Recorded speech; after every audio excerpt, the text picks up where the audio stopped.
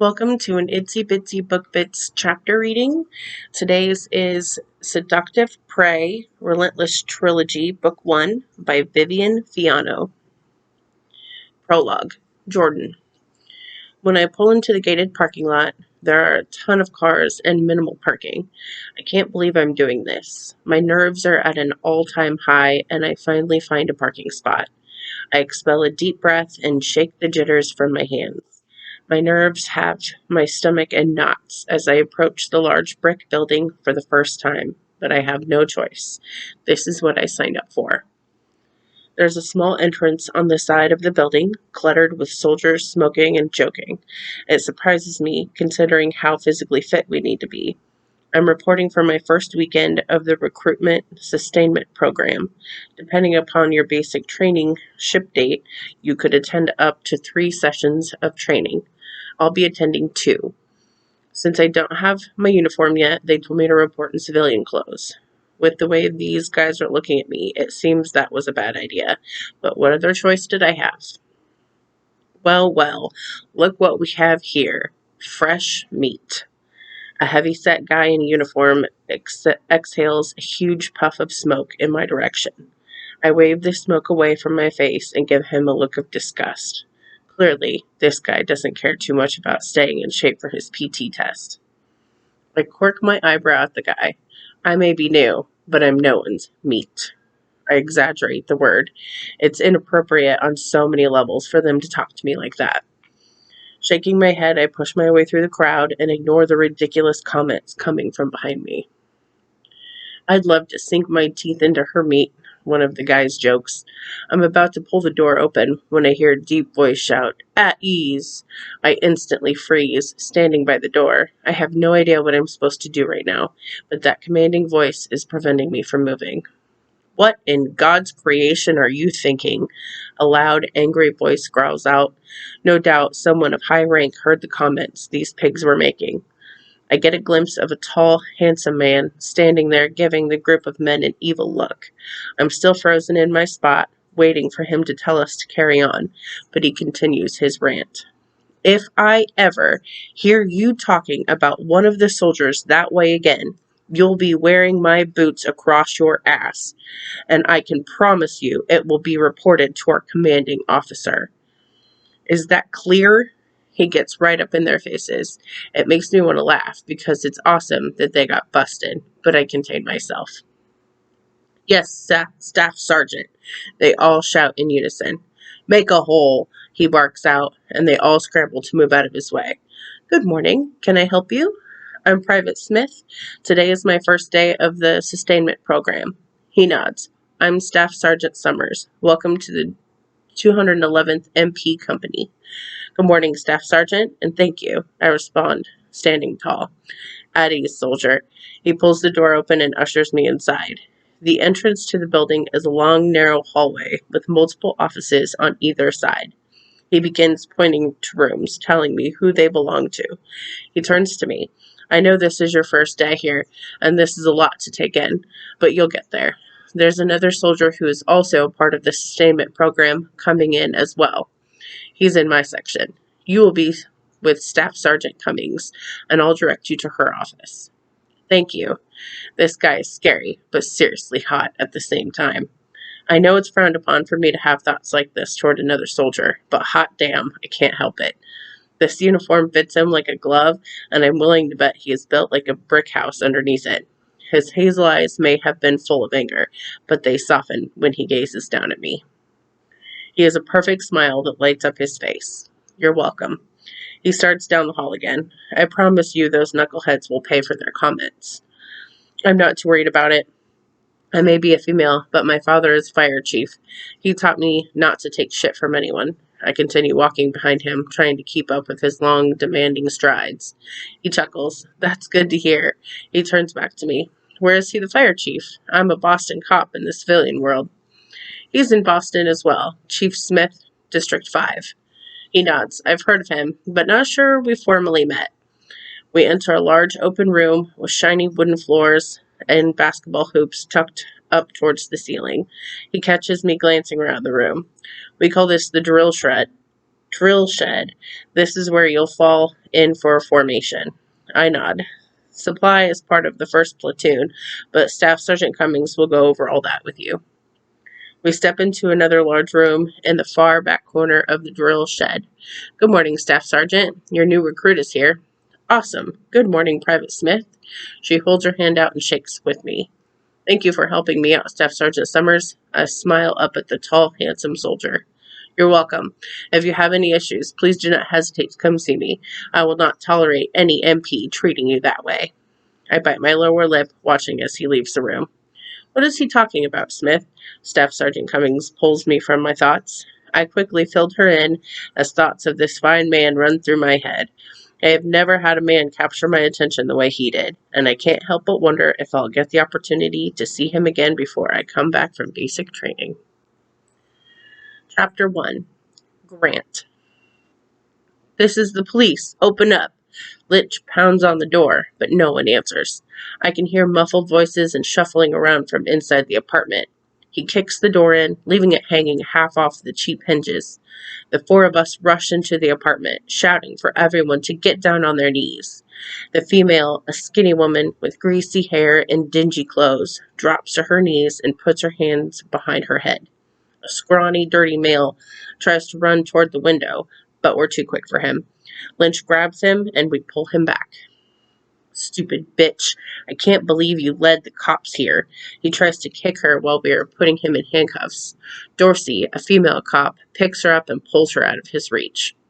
Lynch, Burns, and Dorsey take the suspects down to the two waiting cars while I start the search and secure the scene. We will need to gather all of the evidence. This place is a mess. There are drugs spread out all over a large table in the living room, and the couch is ripped and tattered. Bottles and empty food wrappers are scattered all over the place. I make my way to the kitchen. My feet are sticking to the dirty floor. It takes me back to a time when I lived in similar conditions. Even the layout of the apartment is identical to the one I grew up in. I search cabinet after cabinet and find there's not one bit of food in any of the cupboards. The fridge is empty, and there's a pile of dirty dishes in the sink. It smells like a dump in here. A noise draws my attention toward a back bedroom. I pull my weapon from its holster, slowly making my way down the hall towards what sounds like a TV. The door is slightly ajar. I gently push it open, holding my gun up, ready to shoot if necessary. My pulse is racing when I see a small boy with overgrown dark hair sitting on a dirty bed, wearing clothes that are way too small for him. Hey, buddy, what's your name? Jonathan, what's yours?